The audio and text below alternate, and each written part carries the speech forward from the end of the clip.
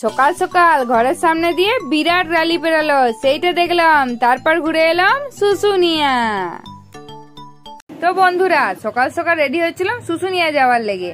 তা করতে করতে বেশ বাজনা সাউন্ড আসছিল, ঘরের সামনে দিয়ে কিছু একটা পেরাচ্ছিল। দিয়ে মা এসে বললো একটেশ্বরে জল ঢালার লেগে ঘটলিয়ে প্রচুর বড় র্যালি বেরাইছে। তাই ঝটপট করে ছুট দিলাম র্যালি দেখতে। হ্যাঁ দেখো, র্যালি দেখতে চলে আইছি। র্যালিটা কিন্তু বেশ জমজমাট, দেখলেই বুঝতে পারবে। যদিও অর্ধেকটা মিস করে গেছি, কিন্তু বাকি অর্ধেকটা মিস করবো না। তোমরাও দেখে নাও, আমিও দেখেলি। র্যালিটা ভালোই ভিড় হয়েছিল। আর কে কে এই র্যালিটা পেরানো দেখলে সেটা কিন্তু কমেন্টে অবশ্যই জানাবে।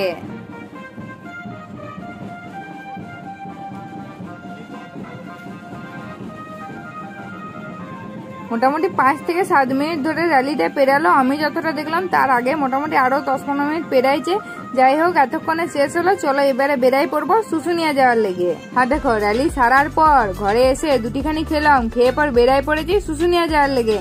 আর এই সময় চারদিকটা এত সুন্দর সবুজ হয়ে থাকে, আর তার উপরে এই এত সুন্দর মেঘ, এত সুন্দর দৃশ্য দেখতেও যেমন ভাল লাগে, ভিডিও করতেও ভাল লাগে। মনে হয় ভিডিও পুরো রাস্তাটাই করে যায়। ছাদনা পার করে চলে আসছি শুশুনিয়া রাস্তায়। হ্যাঁ দেখো, রাস্তার ধারে ধারে সব জল নিয়ে যাচ্ছে। অনেকে জল ছড়তে ওখানে রেস্ট করছে। এখনই অনেকে জল নিয়ে চলে যাচ্ছে। বাবা একটেশ্বরের মাথায় ঢালবে, মহাদেবের মাথায় ঢালবে। আর অনেকে আছে আজকে ঢালবে না, নিয়ে যাচ্ছে আজকে, কিন্তু কালকে ঢালবে। আর শুশুনিয়ার ওইখানে কতটা কি ভিড় হয়েছে চলো দেখাই গা তোমাদেরকে। তবে এত বছরে এই শ্রাবণ মাসে জল ঢালার টাইমে কখনোই শুশুনিয়া আসা হয় না।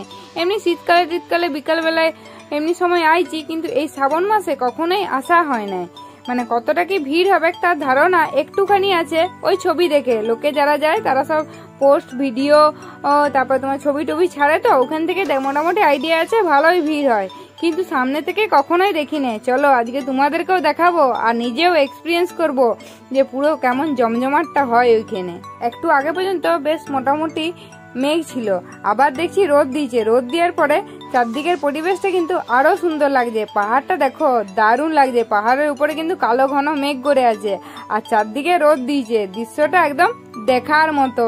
আর এই সময় পাহাড়টাকে আরো সুন্দর লাগছে। কেন বলো দিনি, গোটাটাই সবুজ হয়ে আছে। এরকম শুশুনিয়া পাহাড় আমি কখনোই দেখি নাই। বেশ সুন্দর লাগছে। বেশিরভাগ সময় শীতকালেতেই শুশুনিয়া পাহাড় আসতাম, বুঝলে তো। তখন পাহাড়টাকে এত সুন্দর দেখতে লাগতো না। এখন পাহাড়টাকে যত দেখছি পাহাড়টার প্রেমে পড়ে যাচ্ছি। যতই হোক, শুশুনিয়া পাহাড় হচ্ছে আমাদের বাঁকুড়াবাসীর কাছে একটা ভালোবাসার জায়গা। হ্যাঁ দেখো, বকতে বকতে চলে আসছি। দেখেই বুঝতে পারছো চারদিকটা ভিড়টা, যে একদম পাহাড়ের সামনে চলে আসছি। দোকানদানি শুরু হয়ে গেছে, আর দোকানদানি বেশ জমজমাট, কালারফুল, বেশ সুন্দর দেখতে লাগছে কিন্তু। আর দোকানে ভিড়ও হতে শুরু করে দিয়েছে। আমরা এইছি মোটামুটি এখন বাজবে তোমার ওই 11:30 মতন। বেশ অনেকটা সকাল সকালই এলাম, যদিও আরো সকাল সকাল আসতাম। র্যালিটা দেখছিলাম বলে একটু দেরি হলো। বেশি দেরি করলাম না, কারণ যত বেলা হবে ভিড় তত বাড়বে। আর বেশি ভিড় হয়ে গেলে ভিডিও করতে বড্ড অসুবিধা হবে। তার লেগে সকাল সকাল ভিডিও করব, ফাঁকাতে একটু করব, যাতে তোমাদেরকে পুরো জায়গাটা ভালো করে ঘুরে দেখাই দিতে পারি। হ্যাঁ দেখো, চারদিকটা সুন্দর করে বাঁশ বেঁধে দিয়েছে। কেন বলো তো, ওই তো জল নিয়ে যাবে যেগুলো, সেগুলো যাতে ওখানে রেখে তোমরা একটু রেস্ট করতে পারো। অনেকে তো হায়রান হয়ে যাবে এতটা রাস্তা যেতে হবে মনে করো। আর গাছের ছাওয়ায় ভালো ঠান্ডাতে বসে একটু আরাম করতে পারবে।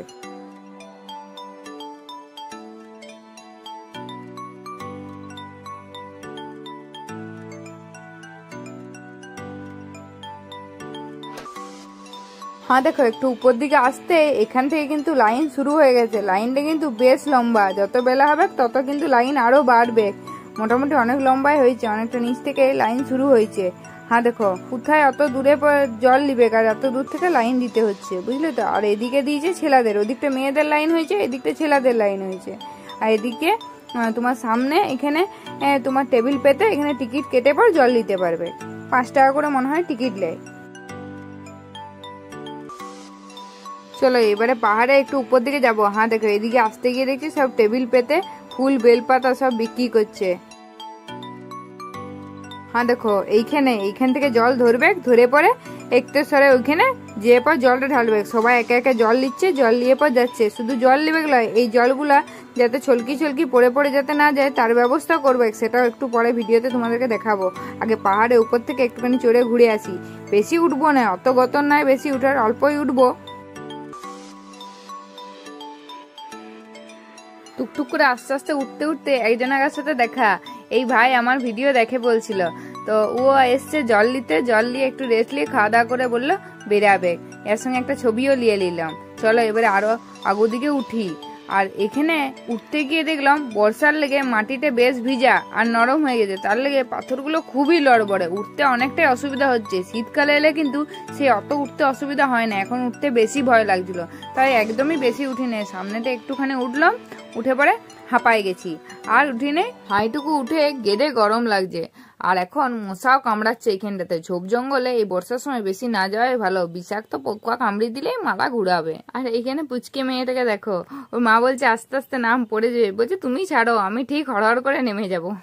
বাচ্চাদের এনার্জির লেভেলটাই আলাদা। হ্যাঁ দেখো একটুখানি উঠেছি, বেশি উঠিনি, এতটা অবধি উঠলাম, আর উঠবো না। এই জল হয়েছে ভ্যাপসানিকটা গরম, প্রচন্ড গরম করছে। আর তাছাড়া পাথরগুলো খুবই লড়বড়ে, এই লড়বড়ে পাথরে উঠা খুব মুশকিল, আমার দ্বারা হবে না, তাই আর উঠবো না। এবারে আবার নিচ দিকে যাব। নিচ দিকে যাওয়াটা আরো সমস্যা, উঠাটা যদিও একটু সোজা লাগে, নামাটা বেশি ভয় লাগে, যেন পাথরগুলো একবারে গড়ি গড়ি জ্বলি যাচ্ছে। আর একবার পা ফিসলালে বাস আর কষ্ট করে নামতে হবে না, গড়গড়িয়ে নিচে নেমে যাবো। আর এখানটাতে দেখো অনেকেই মাটি পাতালেই বসে আছে, কেন বলো দেখিনি? ওই যে জল নিয়ে যাচ্ছে, প্রচন্ড গরম তো, পাতাটা বেঁধে দিচ্ছে যাতে জলটা ঠান্ডা থাকে। আর বোতলগুলোর চারধারে, ওই ঘটিগুলোর চারধারে মাটি দিয়ে লেপে দিচ্ছে ভালো করে, কেন বলো দেখিনি? জলগুলো ছলকি ছলকি পড়ে যাবে তো বাইরে, এয়ার টাইট তো লয়, জল মনে করো ছলকালেই বাইরের দিকে পড়বে, তার লেগে ভালো করে এঁটে দিচ্ছে। দমে গরম লাগছিল, এসে একটা ঠান্ডা ঠান্ডা লিচি নিয়ে নিলাম। লিচি খাওয়ার পরে আর একটু চাও খেলাম। ইয়ার পরে আর লয়, অনেক দেরি হয়ে গেছে, 12:30 বেজে গেছে। এবারে ঘর দিকে যাব, ভাত আর মাংসের ঝোল আমার জন্য ওয়েট করছে।